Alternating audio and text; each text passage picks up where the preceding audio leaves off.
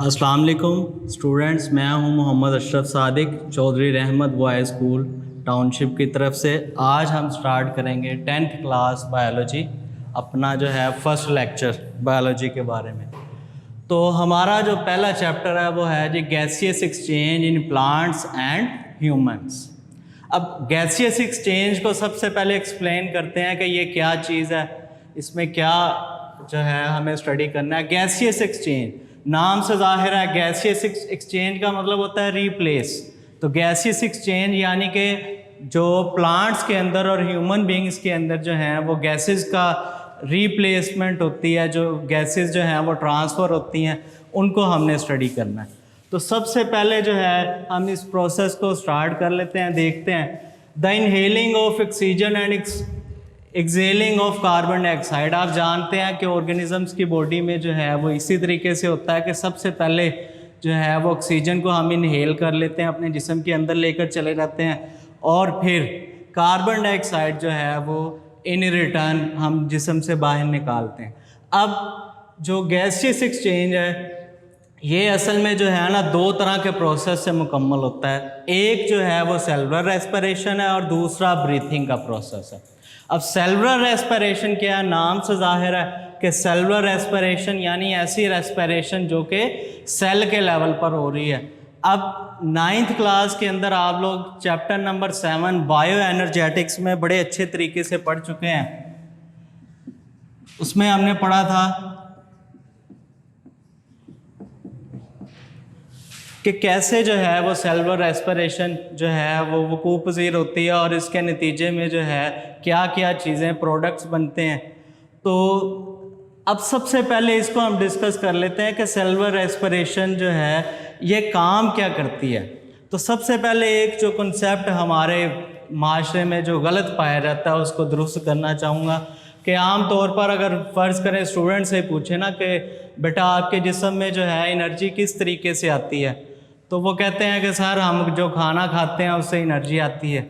तो बात यह है कि खाना खाने से बेशक एनर्जी हम हासिल करते हैं, लेकिन बेटा उसके लिए जो प्रोसेस होता है वो सारी सूरत हाल वो ये है कि हमारे जिस्म में जब तक रेस्पिरेशन ना हो, सेलुलर रेस्पिरेशन ना हो, तो हमें एनर्जी जो है ना वो हासिल नहीं हो सकती। ऑक्सीडेशन के प्रोसेस से जो भी खुराक हम खाते हैं वो मालिक्यूल्स टूटते हैं, तो उससे ग्लूकोज हमें हासिल होता है। ग्लूकोज क्या है जी, बेसिक यूनिट है एनर्जी का। समझ लें कि हमारी बॉडी में जो भी एनर्जी है वो उसका अंदाज़ा लगाना कि किसी पर्सन के अंदर कितनी एनर्जी है वो ग्लूकोज से हम लगाएंगे। तो ग्लूकोज का फार्मूला हम लिखेंगे जी C6H12O6, और ऑक्सीजन जो हमने इनहेल की है, जो सांस लेने के दौरान हासिल की है। अब इनका रिएक्शन होगा तो क्या होगा जी, इसके नतीजे में जो है जी वाटर के मालिक्यूल्स बनेंगे, कार्बन डाइऑक्साइड बनेगी और ATPs बनेंगे जी। अब ATPs क्या है जी, एडिनोसिन ट्राइफॉस्फेट मालिक्यूल है। इसे सेल की एनर्जी करेंसी भी कहते हैं। अब बच्चे अगर इस बात को पूछना है कि चाहें कि सर क्या मतलब है सेल एनर्जी करेंसी, तो मैं उन्हें बताना चाहूँगा कि बेटा जिस तरह हम बाज़ार में जाएं, कोई भी चीज़ ख़रीदना चाहें तो उसके लिए हमें पैसे देने पड़ते हैं। क्या हमारी करेंसी जो है वो पैसे हैं, हम उन्हें पैसे देते हैं और बदले में जो चीज़ ख़रीदना चाहें वो हासिल कर सकते हैं। इसी तरह हमारी बॉडी के अंदर जो भी काम होना है, जो भी काम करना, आप जानते हैं कि cell is a basic functional unit of life.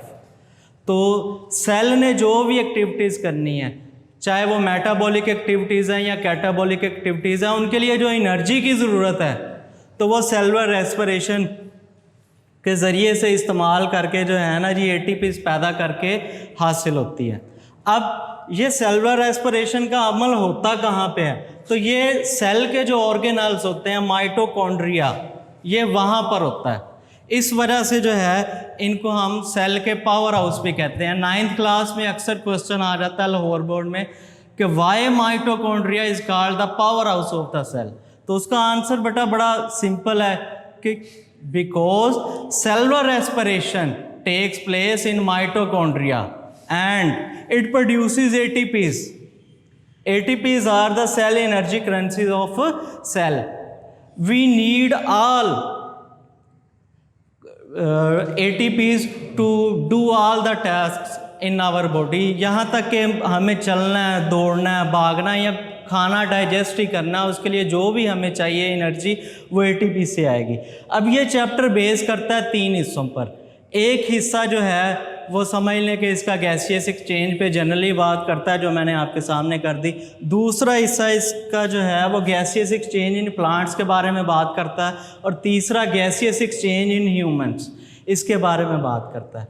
तो अब आप इस बात को ज़रा समझना होगा आपको कि प्लांट्स के अंदर जो है ना जी, वो ह्यूमंस की तरह या एनिमल्स की तरह बाकायदा स्पेशलाइज्ड स्ट्रक्चर्स या ऑर्गन्स नहीं होते। जिस तरह ह्यूमंस के अंदर ट्रेकियाँ या लंग्स वगैरह मौजूद होते हैं, डायाफ्राम मसल्स वगैरह, ये सारी चीज़ें मौजूद हैं, जबकि प्लांट्स के अंदर ऐसा नहीं है।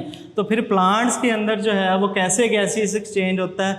तो प्लांट्स के अंदर गैसियस एक्सचेंज होता है लीव्स के जो लोअर साइड पे स्टोमेटास मौजूद होते हैं, जो छोटे छोटे सुराख मौजूद होते हैं, वहाँ से प्लांट्स क्या करते हैं जी, इन्वायरमेंट के अंदर से कार्बन डाइऑक्साइड को एब्जॉर्ब करते हैं और उसके नतीजे में क्या करते हैं जी, फोटोसेंसिस का प्रोसेस करते हैं। अब फोटो का मतलब होता है जी सनलाइट। फोटो का मतलब क्या होता है जी, सनलाइट। और सेंसिस का मतलब होता है जी तैयार करना, प्रीपेयर करना। फोटोसेंसिस का मतलब है जी सूरज की रोशनी की मदद से खुराक तैयार करना। तो अब पौधे कैसे खुराक तैयार करते हैं, हम इसको थोड़ा सा डिस्कस कर लेते हैं। प्लांट्स के अंदर जी जाइलम और फ्लोएम टिश्यूज़ मौजूद होते हैं। रूट्स के अंदर जाइलम टिश्यूज़ मौजूद होते हैं, जो क्या करते हैं जी, वाटर और मिनरल्स को अपटेक करते हैं और कहाँ तक पहुँचा देते हैं, लीव्स तक, मीजोफिल सेल्स तक। मीजोफिल सेल्स क्या हैं जी, मीजोफिल सेल्स वो सेल्स हैं जहाँ पर फोटोसेंसिस का अमल वाक़या होता है, जहाँ पर फोटोसेंसिस का प्रोसेस जो है वो टेक प्लेस करता है डे टाइम के दौरान। तो क्या होता है जी, वाटर और कार्बन डाइऑक्साइड जो प्लांट्स ने एब्जॉर्ब किया स्टोमेटास के ज़रिए से, अब उनका रिएक्शन होता है तो क्या होता है जी, ग्लूकोज बन जाता है एनर्जी, और साथ में ऑक्सीजन बन जाता है बाय प्रोडक्ट के तौर पर। बाय प्रोडक्ट का मतलब क्या है जी, ये ऐसा प्रोडक्ट है जिसको प्लांट्स अगर अपने पास रखना चाहें तो रख भी सकते हैं, लेकिन अगर वो इसे अपने पास नहीं रखना चाहते हैं, एक्स्ट्रा वेस्ट है, तो वो उसको जो है वो बाहर भी खारिज कर सकते हैं, जो कि एनिमल्स वगैरह एब्जॉर्ब कर लेते हैं। जबकि ह्यूमंस के अंदर जो है ना जी, वो गैसियस एक्सचेंज ब्रीथिंग के थ्रू होता है, और आप जानते हैं इसके लिए स्पेशलाइज्ड स्ट्रक्चर्स भी हैं, ट्रेकिया वगैरह या लंग्स वगैरह। ब्रीथिंग का प्रोसेस जो है वो 2 मराहिल में होता है, एक इनहेलिंग है जी और दूसरा एक्सेलिंग है जी।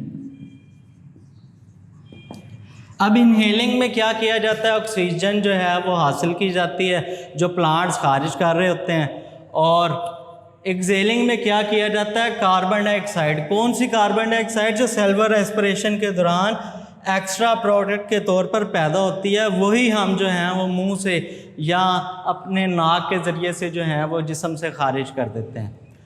तो स्टूडेंट्स, ये था हमारा आज का पहला लेक्चर बायोलॉजी के पहले चैप्टर का।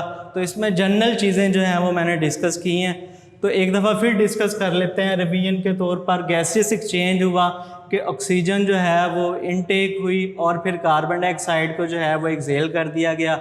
अब उसके बाद जो है सेल्युलर रेस्पिरेशन का प्रोसेस कैसे होता है, तो सेल्युलर रेस्पिरेशन में असल में कार्बन और हाइड्रोजन बॉन्ड जो हैं वो ब्रेक होते हैं। ये कार्बन और हाइड्रोजन के दरमियान जो बॉन्ड्स हैं ये ब्रेकेज होती है, वाटर पैदा होता है, कार्बन डाइऑक्साइड पैदा होते हैं और एटीपीज़ पैदा होते हैं। एटीपीज़ क्या करते हैं जी, जितने भी ऑर्गेनिज्म की बॉडी के अंदर जो हैं वो फंक्शंस हो रहे होते हैं उनको परफॉर्म करता है। उसके बाद प्लांट्स के अंदर हमने बात की कि प्लांट्स के अंदर जो है स्पेशलाइज्ड ऑर्गन या स्ट्रक्चर्स कोई नहीं होते जिनके ज़रिए से जो है वो बाकायदा तौर पर गैसों का इखराज होता है, या स्टोमेटास के ज़रिए होता है जो पत्तों के जो है ना लोअर साइड पर मौजूद होते हैं छोटे छोटे सुराख, या लेंटिसेल्स में होता है। ये क्या है जी, प्लांट्स के जो स्टेम्स होते हैं, जो बार्क्स होती हैं, उनके अंदर जो छोटे छोटे सुराख होते हैं, वहाँ से जो गैसों का तबादला होता है उसे लेंटिसेल्स कहते हैं।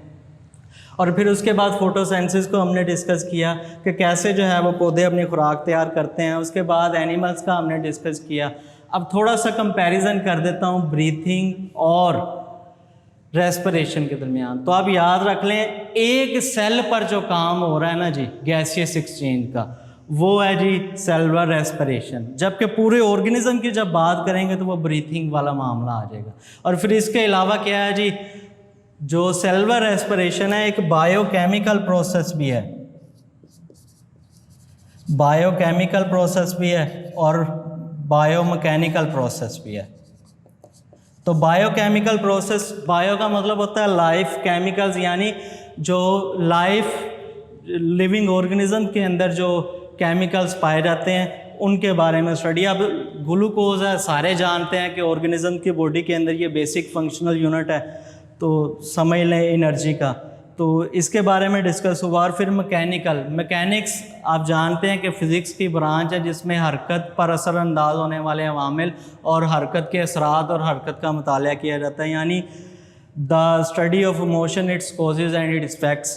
तो ये डिस्कस किया। अब ये पूरे चैप्टर के अंदर उम्मीद करता हूँ कि इंशाल्लाह आपको कोई परेशानी नहीं आएगी। अगर आप थोड़ी सी तवज्जो के साथ इसको पढ़ेंगे तो इंशाल्लाह आपको समझ आएगा। Thank you very much.